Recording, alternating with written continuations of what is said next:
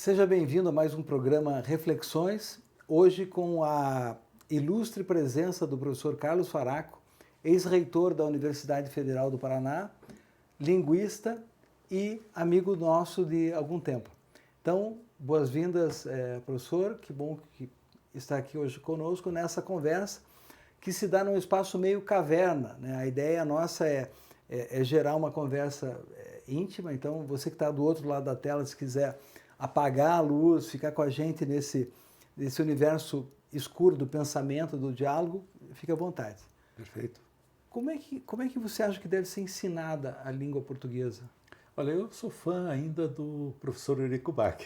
Tá. Uhum. Ele era um grande professor de português, mas eu fui aluno dele de linguística, né, no ensino superior. Mas ele foi professor de português no Colégio Estadual do Paraná, na antiga escola técnica, que depois se transformou no Cefet, onde você daí foi depois fazer o mestrado, né, que já estava na fase de se transformar numa universidade. Mas bem no início ela era uma escola técnica federal, e o professor Bach foi professor de português lá também, né? E ele sempre dizia para nós o seguinte: ensinar português é ensinar a língua. Uhum.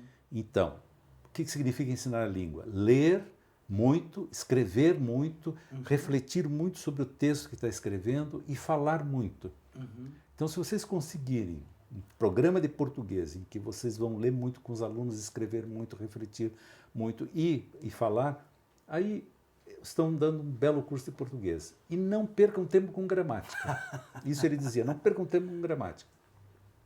Depois eu fui ler o Quintiliano, que era um pedagogo do Império Romano, que escreveu um livro sobre, vamos dizer assim, recomendações para o ensino de língua, né? Que na verdade ele era professor de retórica e ele estava pensando no manual mesmo para os futuros professores de retórica. Então ele dizia alguma coisa que o professor Bach certamente assinaria embaixo, que era dizer assim: da gramática tudo menos o que é inútil. Então veja, isso dito no ano 98 da Era Cristã. Da Era Cristã. No ano 98. E o professor Bach era muito rigoroso nesse aspecto. E eu, quando comecei a dar aula de português, seguia a Bíblia do professor Bach. Né? Uhum. E nessa experiência de sala de aula, eu fui vendo que ele tinha muita razão. Né? Muita razão. Quer dizer, o que é um bom curso de português? É você criar condições para que o aluno realmente desenvolva as habilidades linguísticas que são fundamentais. Né? Uhum. Ler bastante, ler com compreensão e ler criticamente. Né? E escrever muito, refletir sobre o que você escreve, né? Que essa era uma recomendação já do Quintiliano. Já do Quintiliano. O Quintiliano tem uma frase assim que diz, que é muito bonita sobre vários aspectos. Ele diz assim: eu observei, né, como bom professor, observou os seus alunos, eu observei que quando os meus alunos entregam textos e eu discuto com eles o texto, eles me trazem um texto melhor. Então, essa ideia da refeitura do texto, junto com o professor, a partir de uma reflexão, de uma avaliação, é uma prática que ainda hoje é fundamental. Né? E você quer, claro, no espaço da sala de aula, o espaço mesmo de debate, de discussão, né, usar também de exposição, né, e de outras atividades. Está lembrando agora da academia do teu professor, que era isso, no fundo, né, o exercício da oralidade em situações de, sei lá, peça de teatro, declamação, leitura de texto. E eu acho que isso ainda é o eixo, né, constitui o eixo de um bom curso de português. Claro, se você quiser ensinar um pouco de metalinguagem, vai bem, porque de repente você abre um dicionário e vê lá as classes de palavras, é bom entender um pouco essas coisas, mas como dizia o Quintiliano, tudo menos o que é inútil. Tudo menos o que é inútil. Eu me deparei com uma experiência que para mim chamou muita atenção. Meu filho hoje ele tem 11 anos, mas eu lembro que ele tinha 5, era bem pequenininho, ou seja, ele estava no início dos estudos dele. E nós conversando, a minha esposa lendo um livro, e eu perguntei algo para ela, e ela não me ouviu, não respondeu, né? Eu perguntei de novo, ela não respondeu. Daí o Thales interrompeu, falou: mãe, o papai não está fazendo uma pergunta retórica, ele quer saber tua resposta. Nessa hora um olhou para o outro e falou: meu Deus, o que é isso, né? Temos um gênio em casa. Ela saiu correndo buscar o dicionário para ver o que era a pergunta retórica. E eu falei, mas aonde que ele aprendeu isso? Daí eu assisti os filmes com ele, e ele, criancinha, ele via várias vezes o mesmo filme. E eu lembro que num desenho animado da Disney, o Lilo e Stitch, tinha uma cena em que tinha essa mesma situação. E a criança... Pá. E ela percebeu, e eu pensei, nossa, seria... imagine eu numa sala tradicional, decorando, pergunta retórica, isso. Eu nunca ia entender. Agora, ele conseguia enxergar o contexto, né? Que eu acho captou, que ele captou, ele entendeu. O sentido da expressão. O sentido da expressão, e na primeira oportunidade aplicou. E usou com propriedade, né? E usou com propriedade. Então, o que eu penso também, hoje tem uma disponibilidade de materiais que podem ser usados também, né, para esse tipo de estímulo. Assim. Não, claro, hoje o professor hoje tem à disposição não apenas o material clássico, que é o livro, né, mas hoje tem à disposição quanta coisa, né? Via internet, você hoje tem acesso a quanto material interessante para ser explorado na sala de aula, num debate, no encaminhamento de um texto, na complementação da leitura de um texto, na preparação da leitura, enfim. Hoje os recursos são incríveis mesmo, né? Sim, agora ainda tem, você acha que ainda tem resistência de alguns professores de usar métodos assim diferentes ou não? Eu acho que a tradição na escola, no sistema escolar, ela é muito forte, né? Muito forte. E o professor muitas vezes, não tendo tido uma boa formação, ele se sente inseguro e a segurança lhe é dada pela repetição da tradição. Tá. Né? Então ele se sente seguro, agarra naquela corda e reproduz um modelo que é pouco produtivo, né? Tanto que a gente vê depois os resultados de avaliações da leitura, por exemplo, né, no Brasil, o baixo nível em que os nossos alunos ainda estão em termos de alcance na leitura, na compreensão de texto, né, e mesmo na produção de texto, porque hoje nós temos avaliações dos dois tipos. Né? Então e muitas vezes o professor mesmo de português não passou por uma experiência significativa com a língua. Então ele não leu muito, ele não lê muito, ele escreveu muito pouco, quase não escreve. Né? E isso, claro, como é que você vai ensinar a ler se você não lê? Como é que você vai ensinar a escrever se você não escreve? Né? Então esse também é um desafio, eu acho, nosso, em termos de formação dos professores. Né? Entendo. E eu acho que tem uma coisa que falta, talvez a ser explorada, o entendimento da língua portuguesa como base de cultura. Isso. Não, é a compreensão mesmo, a reflexão mesmo substancial sobre o que é a língua. Né? Como é que ela funciona socialmente, culturalmente, e daí realmente você perceber que a tua matéria de ensino ela é fundamental como base de tudo, né? Como base de tudo. Quer dizer, o nosso conhecimento ele está registrado por escrito, portanto ele está todo ele em linguagem, né? E portanto o acesso a esse conhecimento se faz pela linguagem. Se você não tiver um bom domínio de leitura, de escrita, de fala, o acesso ao conhecimento fica difícil, fica precarizado. Fica precarizado. E também o que eu noto como é um aprendizado difícil, né? Eu acho que o estudante tem uma preguiça de ler porque ele tem que estar a cada linha aprendendo algo novo. Né? Por mais que você tenha até um dicionário rápido hoje num tablet, exato. Né? Você depende do dicionário para ir ampliando o vocabulário. E eu lembro que eu tive essa preguiça. Então é bom a gente sentir o que te move no sentido de vencer essa preguiça.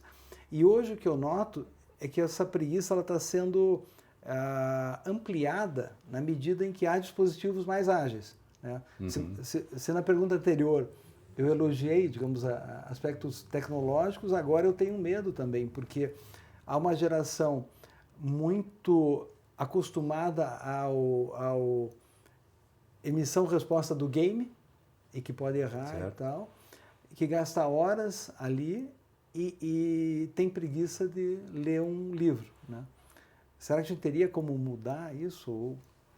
Eu acho que o desafio que nós vivemos hoje, do ponto de vista pedagógico, é exatamente esse, né? Quer dizer, você não pode nem pôr a tecnologia no altar e nem demonizar a tecnologia. Ela não é nem totalmente positiva nem totalmente negativa, né? Tem gente que tem pavor, né?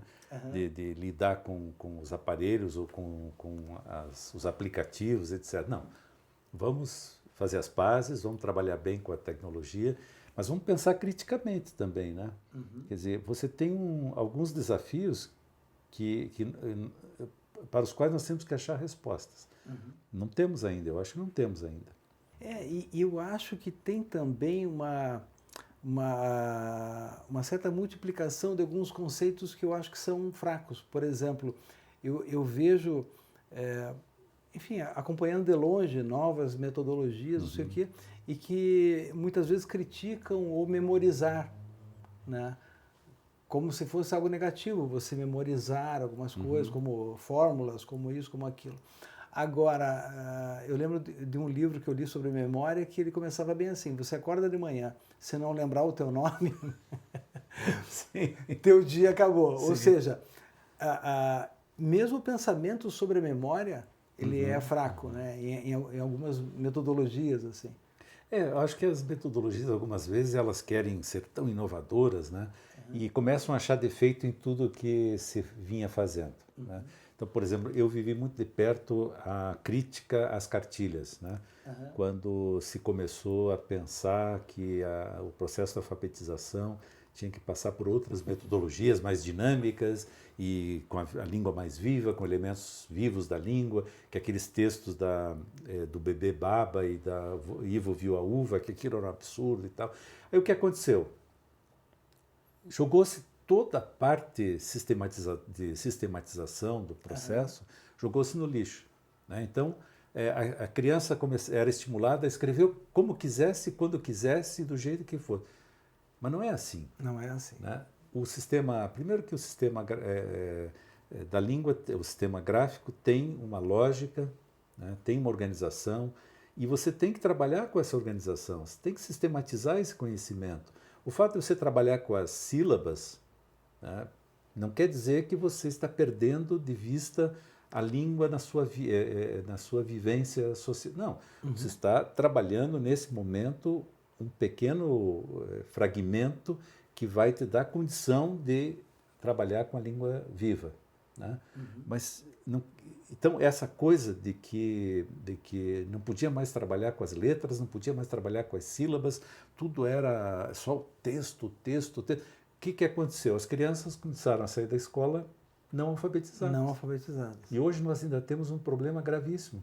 Crianças com 10, 11, 12 anos, muitas vezes terminando o ensino fundamental e não sabem ler e escrever. Então, veja, foi uma metodologia, foi uma explosão metodológica de uma tradição sem se colocar nada no lugar consistente. Né? E perdendo de vista que há um processo de sistematização que precisa ser trabalhado com a criança. Senão nós estamos impedindo que ela se aproprie desse conhecimento. Então a memória também. Não há nenhum mal em você memorizar, ao contrário. Né? Ao contrário, guardar coisas de memória facilita muito. Agora, claro, o conhecimento inteiro não vai ser só memória. Né? Porque o cérebro mesmo recusa isso. Então veja, a dinâmica cerebral, que é apoiar-se da memória, né, e buscar na memória sempre elementos para poder operar e funcionar, nós temos que respeitar essa dinâmica. Claro. Né?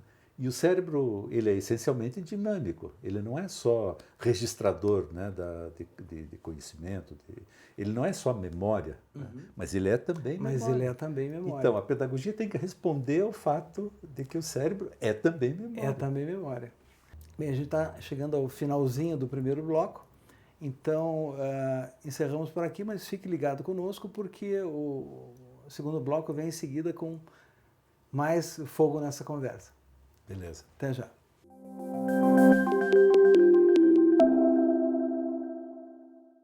Estamos entrando no segundo bloco do programa Reflexões, hoje entrevistando o professor Carlos Faraco, e lembramos também que esse programa tem o apoio da Caixa Econômica Federal através da Lei de Incentivo à Cultura de Curitiba.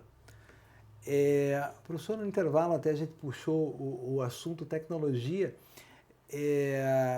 focado na educação, e para mim é muito forte a falta de noção, né, de muita gente envolvida com a educação, no entendimento do que é tecnologia.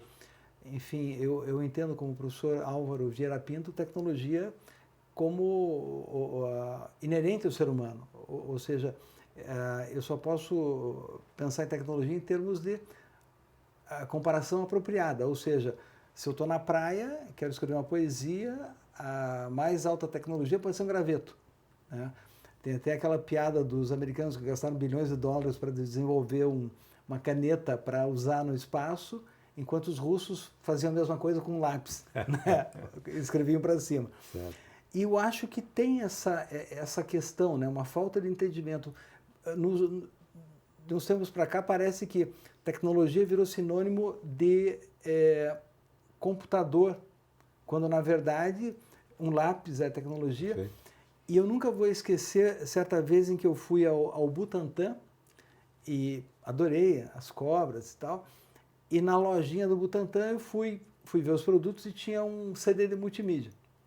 E na época eu produzia multimídia também e falei, que legal esse CD. Eu falei, posso olhar? O cara falou, não tenho computador aqui. E do lado estava um livro, né, em que eu abri, acessei informação, colorido, bonito. Eu falei, nossa, isso aqui é mais avançado que isso aqui. O que você acha disso? Acho que é isso mesmo. Nós, de repente, criou-se um mito de que tecnologia foi uma coisa nova, moderna, contemporânea, e as pessoas começam a dizer novas tecnologias. Ora, a tecnologia é uma coisa que a humanidade usa desde sempre. Desde sempre. Desde sempre. Quer dizer, tudo que se inventou como recurso para agir sobre a natureza, ou para produzir as coisas, etc. Então, na sala de aula, por exemplo, o quadro de giz, o velho quadro de giz, ele é uma baita tecnologia, né? Depois substituído pelo quadro branco, né? Porque o giz solta aquele pó, todo o quadro branco também, baita tecnologia. Então, eu acho que tem que desmistificar um pouco essa ideia de que o mundo é tecnológico só agora, recentemente. A humanidade sempre foi, né? E é isso que você está dizendo. A gente tem que pensar qual é o melhor recurso tecnológico que eu tenho para determinada atividade em determinado contexto, né? Muitas vezes, talvez, o lápis seja muito mais produtivo do que uma sofisticada caneta. Exato. E tem uma coisa que para mim foi muito forte. Enfim, eu tomei contato com o Bakhtin através das suas aulas, das suas indicações bibliográficas. E para mim foi muito forte ler alguns conceitos.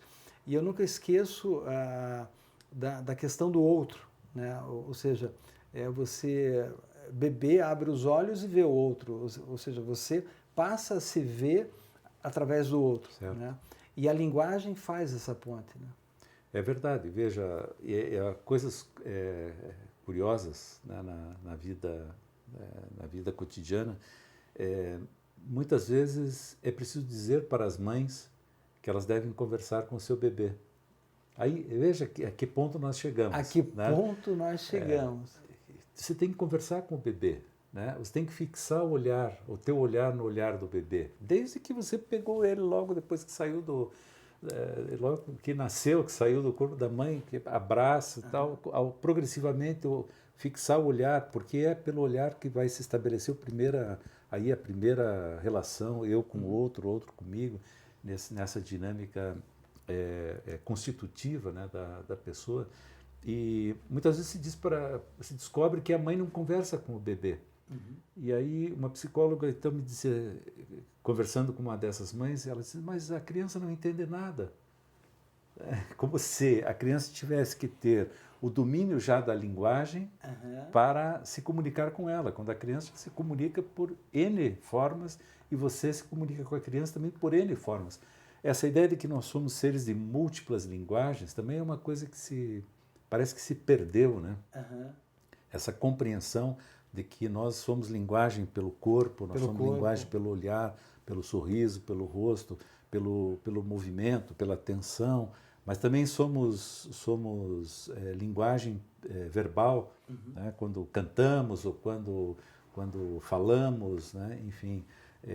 Então, essas coisas que são básicas da vida humana e que um filósofo como Bakhtin pegou com uma sutileza muito grande, né? Quer dizer, que o outro é que me constitui, é nessa relação que eu me constituo, né? É no olho do olho, né? Que tem o meu reflexo. Certo? Na linguagem, ele diz, eu não aprendo a língua nos dicionários e nas gramáticas, eu aprendo a língua na boca dos outros. Na boca dos outros. Certo?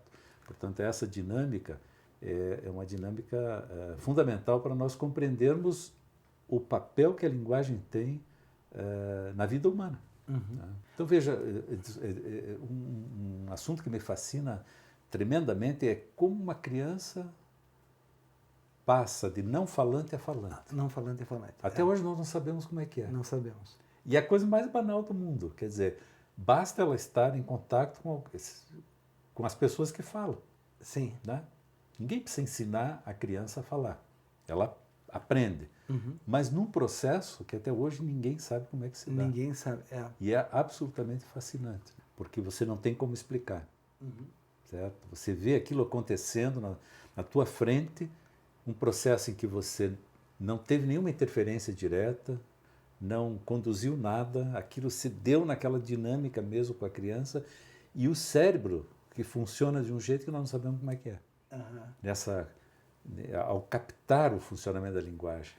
E uma coisa que me chama a atenção também é as diferentes fórmulas, né? Hoje em dia estamos muito ligados, né? Mas imaginando culturas diferentes, desenvolvendo sistemas parecidos ou até diferentes, né? Por exemplo, a linguagem escrita chinesa, né? Uma sistematização com 5.000 caracteres, né? Em contraposição à nossa, de 23 a 27 caracteres. Né? Eu tenho a impressão que a fórmula chinesa é muito voltada ao visual, né? Enquanto a nossa é mais do som mesmo, né? Ela é fonética e tal. Mas é engraçado, é o mesmo ser humano desenvolvendo... Isso, é. É interessante que em cada conjuntura histórica, espacial... Enfim, a humanidade respondeu de formas diferentes ao mesmo problema. Ao mesmo problema, E às vezes de uma forma muito criativa. Eu admiro muito a Coreia, né? Aquele sistema de escrita deles, que, enfim, o berço deles é a China também, né? Muito influenciados pela China, usavam, e um imperador, que eu não vou lembrar o nome, mas teve a ideia de constituir uma caligrafia que o povo pudesse aprender a ler. Né? Eu acho que foi a virada da Coreia do Sul, não é recente, ela aconteceu com esse imperador que criou uma linguagem para que o povo todo pudesse ter acesso ao conhecimento. Né?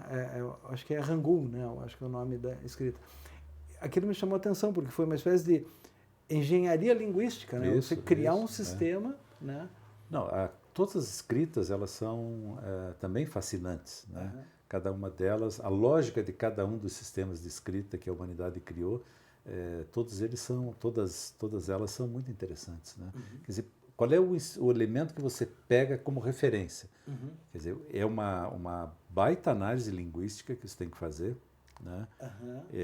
Num tempo em que nem tinha nenhum instrumento para isso, né? Mas você tem que ter uma percepção linguística muito refinada para saber que a língua pode ser partida.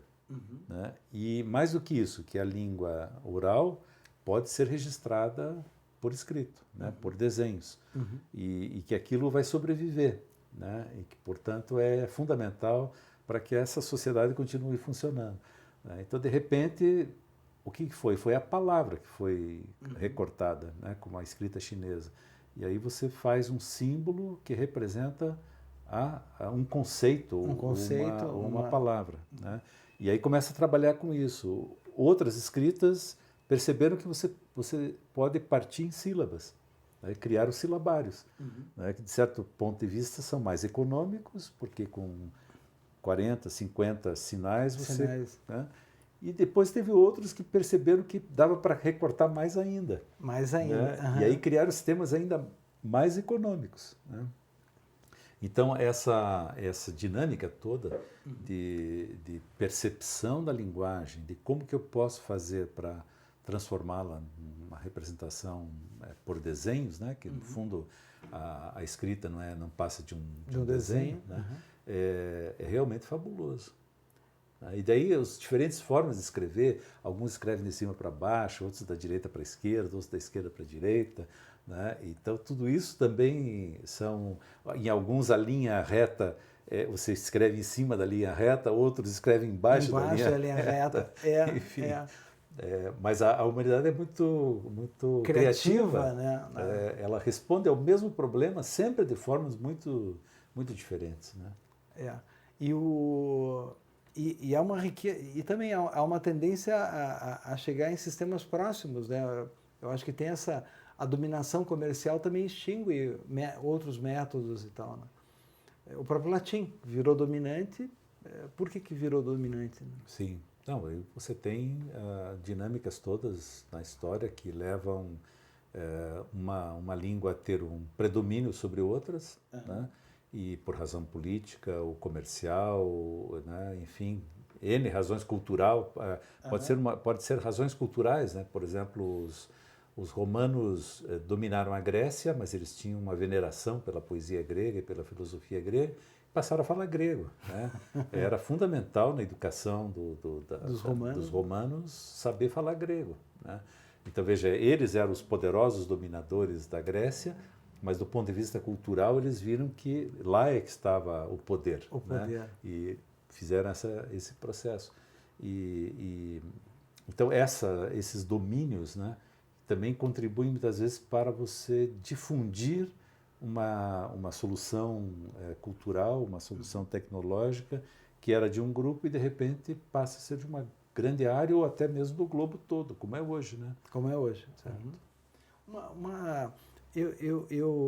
Enfim, como tenho uma atividade muito visual, tem coisas que eu penso mais visualmente do que verbalmente. Né? Mas eu acho que para todo mundo é muito forte o fato de o aprendizado da fala, né, passar a determinar o pensamento. Né? A gente passa a pensar muito mais em conversas, né, do que em imagens. Né? Acho que quem vai trabalhando mais com imagens mantém um pouco mais isso. Na medida em que a língua tem esse poder, diferentes línguas criam diferentes formas de estrutura lógica.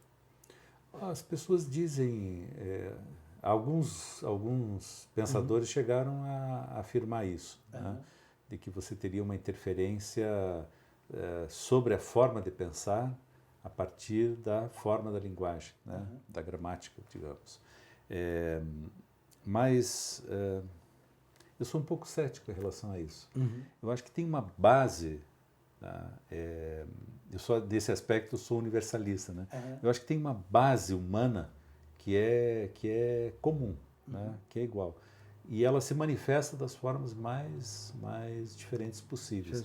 Então, quando a gente olha só na diferença, a gente deixa de perceber o que nos une universalmente. Né? Eu sei que essa ideia de uma visão universalista assusta algumas pessoas, mas eu não vejo nenhum problema entre o fato de você reconhecer que a humanidade é um todo, né? E, ao mesmo tempo, cada pequeno grupo, cada pequena cultura é uma particularidade, uma manifestação desse todo. Né?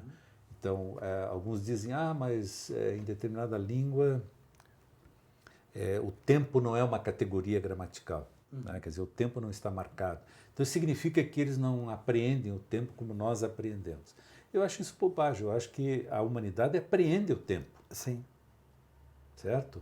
é impossível não aprender o tempo, né? Porque você tem os ciclos próprios naturais, o dia e a noite, por exemplo. Né? Portanto, só o acompanhamento do Sol, né? Estou me colocando numa posição assim de um limite já. De um limite. Eu sou um ser pré-histórico ainda, começando a observar a natureza. Eu percebo que há alguma coisa que se mexe. Tem o dia, tem a noite. De repente eu vejo que aparece uma bola branca lá inteira, depois aparece um pedacinho, depois não aparece mais. E eu percebo que aquilo se repete. Portanto, essa coisa dos ciclos, né? Que não é só o ciclo do dia e da noite, mas o ciclo do sol, o ciclo das estações. Eu vou percebendo que tudo, quer dizer, a noção de tempo, eu acho que é universal na humanidade. Agora, a maneira como ela reproduz essa questão do tempo na linguagem, aí varia. Mas isso não quer dizer, veja, por exemplo, no português nós temos um tempo que é o imperfeito. Em inglês não tem imperfeito. Mas tudo que eu digo pelo imperfeito em português, eu tenho maneiras de dizer em inglês. Em inglês. Quer dizer, a semântica do imperfeito, ela está também no inglês, só que ela se manifesta de formas diferentes. Né? E eu acho que esse é o aspecto que muitas vezes se perde, né? Ao enfatizar demais a diversidade e esquecer que a humanidade é um todo. E aí eu tenho uma frase belíssima a respeito de língua, né? Tem uma frase belíssima do Humboldt, do Wilhelm Humboldt. William não, né, porque ele era alemão, então do Wilhelm Humboldt, um dos grandes, dos dois irmãos Humboldt. Ele foi um grande linguista, além de muitas outras coisas, e ele tinha uma frase belíssima a respeito das línguas. Ele diz: quando eu olho a língua, quando eu olho de um lado, eu percebo que a humanidade tem uma só língua. Mas quando eu olho para o indivíduo, eu percebo que cada indivíduo tem uma língua. Né? E eu acho que isso reproduz, de certa forma, essa discussão que nós estamos fazendo. Né? Quer dizer, toda a variedade de línguas que há na face da Terra, 6.000, 7.000, dizem, uma variedade absolutamente incrível. Né?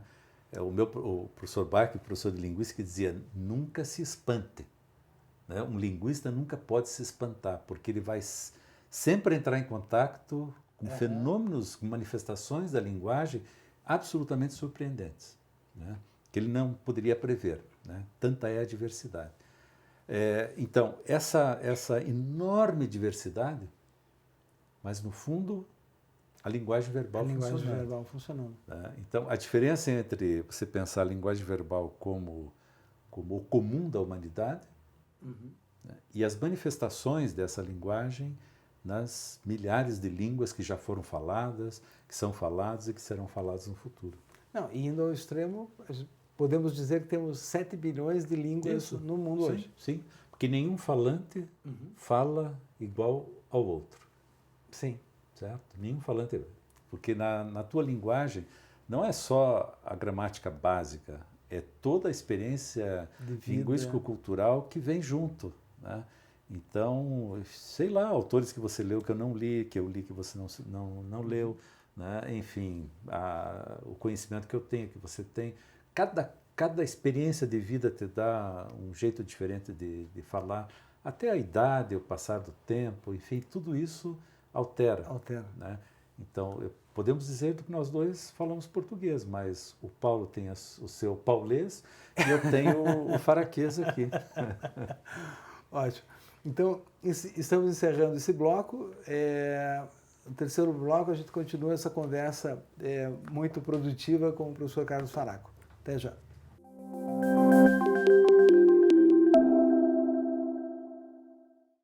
Voltamos ao Reflexões, hoje no terceiro bloco com o professor Carlos Faraco. Professor, hoje nós notamos uma utilização muito grande do texto escrito graças à internet e redes sociais. Agora, eu tenho a impressão também que as redes sociais criaram uma arena de briga ao invés de uma arena de diálogo, né? E eu tenho sentido o poder do achismo, né? O poder da bandeira do extremismo ideológico vencendo o bom senso. porque eu acho que as pessoas de bom senso elas não têm tanto tempo a perder, né? E o que o senhor acha desse fenômeno? Como é que o senhor vê esse fenômeno? São coisas muito interessantes, né? O primeiro, realmente, esse ponto que você colocou aí em pauta, o fato de que nós estamos escrevendo mais. Né? E gente que não escrevia está escrevendo. Está escrevendo. Né? Então, esse é um dado curioso, interessante, porque algumas décadas as pessoas diziam que a escrita ia desaparecer. Ia desaparecer. Né? Com essa explosão tecnológica, aí, com computador, internet, que a escrita perderia sentido. Não, ela readquiriu sentido e ocupa espaços que ela não ocupava antes e ocupa pessoas que não se ocupavam com escrever anteriormente. Então, esse é um dado, acho, cultural muito interessante, cujo efeito nós vamos ver só daqui a alguns anos, eu acho. Né? É preciso ainda decantar todo esse processo. Por outro lado, as redes sociais, né, elas abriram espaço na praça pública para todo mundo. Né? Então, aquilo que era, digamos, o falar em público, que era uma coisa restrita a poucos, passou a ser para todos que têm acesso à tecnologia. E com isso, eu acho que manifesta-se aí nas redes sociais digamos assim, uma marca da nossa cultura especificamente, que é uma cultura muito autoritária, né? Uma cultura de base muito autoritária, porque a nossa história, a história da sociedade brasileira é uma história de violência. De violência. Né? E de autoritarismo. Né? E onde há violência e autoritarismo, não há espaço para a conversa, né? Não há espaço para o diálogo, não há espaço para a autossuspeita, né? Ou para o ceticismo. E aí, aquilo que eu digo é a verdade. É a verdade. Né? E se você não está comigo, então você está contra mim. E aí criamos blocos dos bons, que somos todos nós, que estamos lá de cá, e o bloco dos maus, que são todos os outros. Os maus e os bons. Né? E o tiroteio, né? Uma violência verbal absolutamente impressionante. Né? Que não é compatível com a ideia... do meio até. Isso, e não é compatível com a ideia que a humanidade precisa ter espaços de harmonização e de confronto de ideias, vamos dizer assim, livres, né? Livres, sem que eu tenha que impor a você nada e sem que você tenha que impor a mim nada. Não, vamos conversar partindo do princípio de que todas as ideias são furadas, todas são furadas, né? Ou todas são furáveis. São furáveis. Né? Não existe nenhuma que seja impenetrável, todas são furáveis. Portanto, esse salutar ceticismo, né, a respeito dos juízos, das ideias e dos pontos de vista, das visões de mundo, o salutar ceticismo e tomar tudo muito relativamente, né? Tudo com certo grão de relatividade. Ora, essa era a ideia que os gregos tinham quando criaram a política, a ideia de política. O que nós vamos fazer? Vamos nos reunir numa praça, né? Os cidadãos se reúnem numa praça e vão trocar ideias, vão debater, vão ouvir, vão apreciar, vão avaliar, vão mudar de ideia diante do argumento, da argumentação do outro. Né? É coisa que nas redes sociais é impossível. É impossível, porque eu acho que tem na rede social há uma confusão entre praça e banheiro, né? Porque como o computador, o eletrodoméstico que está na frente da pessoa, a pessoa está muito à vontade, ela não percebe que ela está em praça pública. E ela está atacando o outro publicamente, né? Achando que está no quarto dela, na cozinha dela, na churrasqueira, sei lá onde, né? Mas não na praça pública. Mas não na praça pública. Eu acho que é um grande aprendizado aí, né? Tanto o aprendizado da escrita, né, que eu acho que nós estamos sendo desafiados numa sociedade que tem um baixo nível de letramento, tradicionalmente, né? nós estamos num aprendizado de o que fazer com a escrita. O que fazer com a escrita. E como fazer melhor com a escrita nesse espaço que se criou. E, ao mesmo tempo, um espaço, numa sociedade, numa cultura extremamente autoritária e violenta, um espaço em que o autoritarismo tem que perder espaço e a violência tem que desaparecer. Quer dizer, né? A velha dialética do debate franco e aberto. Franco e aberto. Né?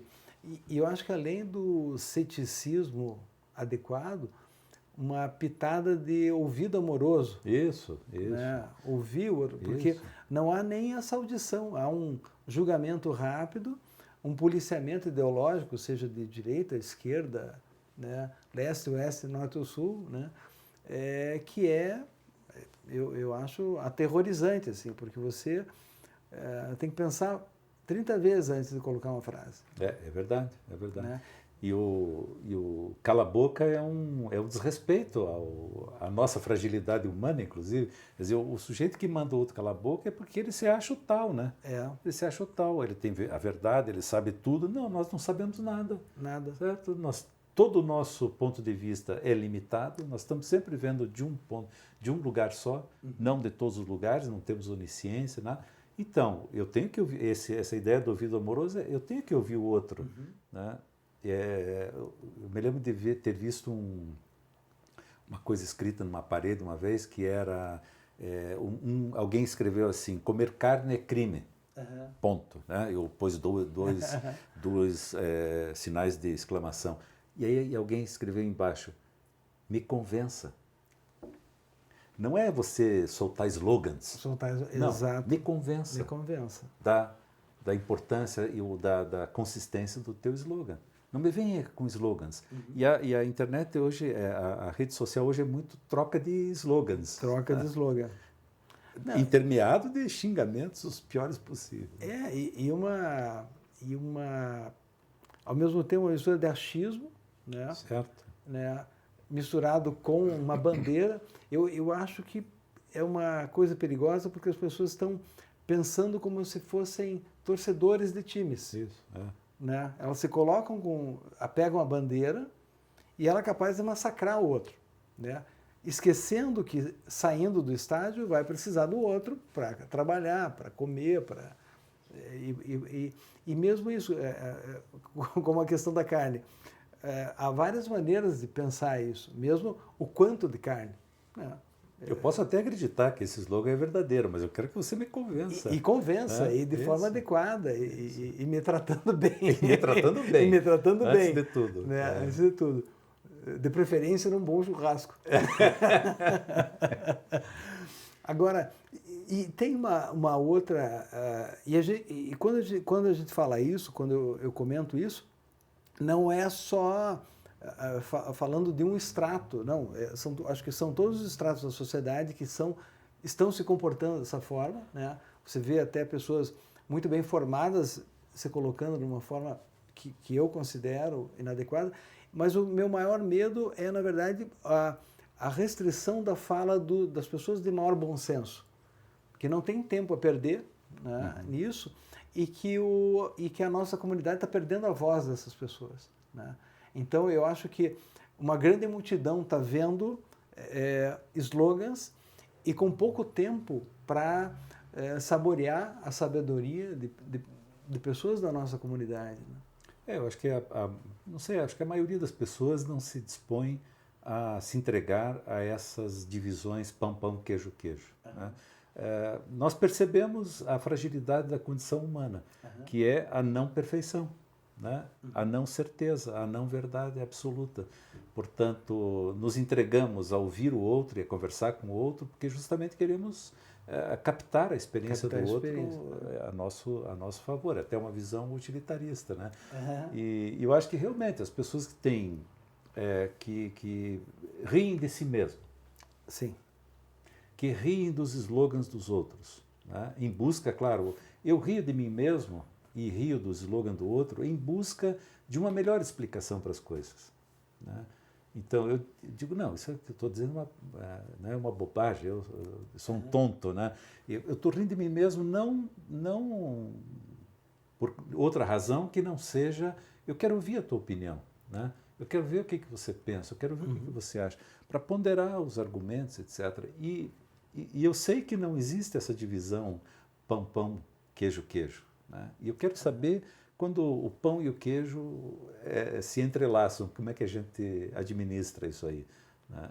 E claro, daí não dá tempo mesmo, nem paciência para abrir a rede social ou ficar muito tempo na rede social. Mudando um pouco, uma coisa que, enfim, a gente deve muito à ciência, à academia, mas a gente nota repetidamente um descolamento entre o pensamento teórico e a vida, né? Você foi reitor da universidade, né? Quais foram as boas experiências? Gostaria que você citasse pelo menos uma grande experiência positiva e uma experiência negativa de como gestar esse mundo científico, né? Um pedaço desse mundo científico.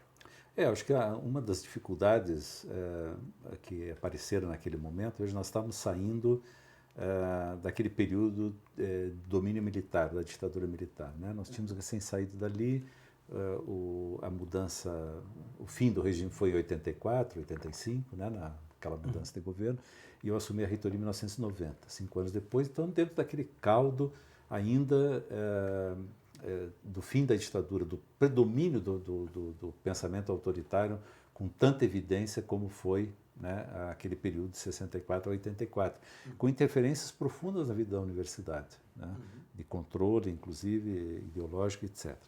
Então, um dos problemas que a gente enfrentava naquele momento, e que eu acho que continuamos enfrentando com outras características, é a intolerância. Então, um dos princípios que eu defendia já quando me apresentei candidato, quando o nosso grupo nos se apresentou, a universidade é o espaço da pluralidade.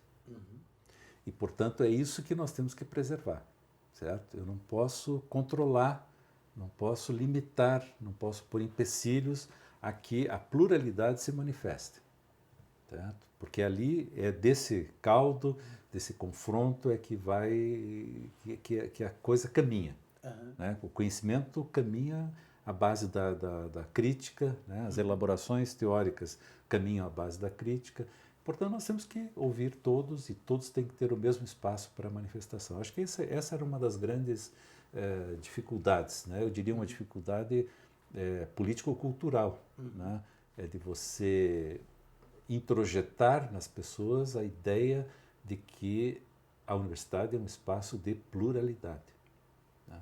Acho que hoje vivemos problemas no interior da vida universitária que decorrem do fato de que ainda não reconhecemos que é a pluralidade, que é o lugar de todas as vozes, sem censura e sem limite. Né?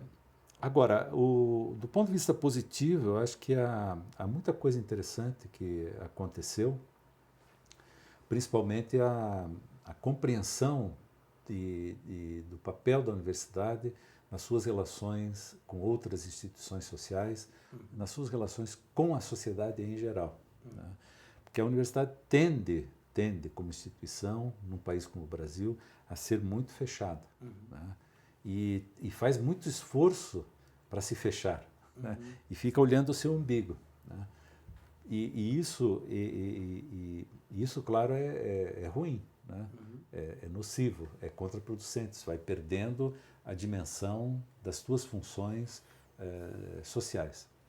E eu acho que nós desenvolvemos uma série de atividades justamente naquele período, né, já se vão 20 e tantos anos, buscando uma presença muito forte da universidade, se relacionando com tudo que fosse, todas as manifestações sociais, né?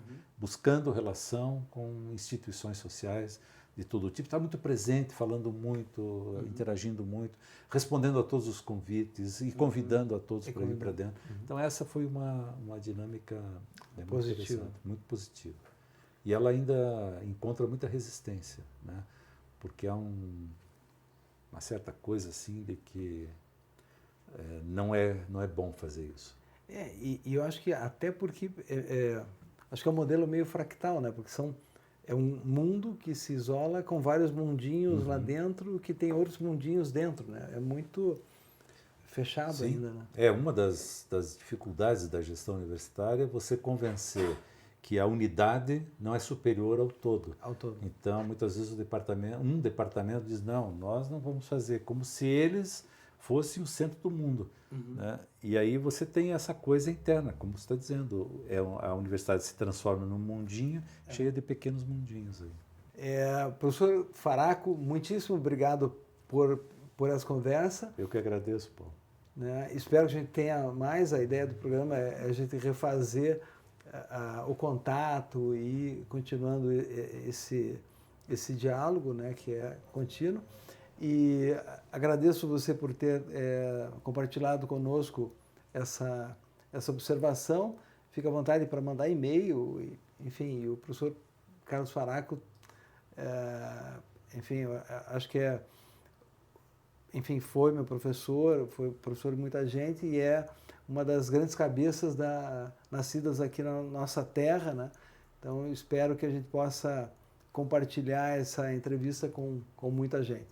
Muito obrigado e até mais.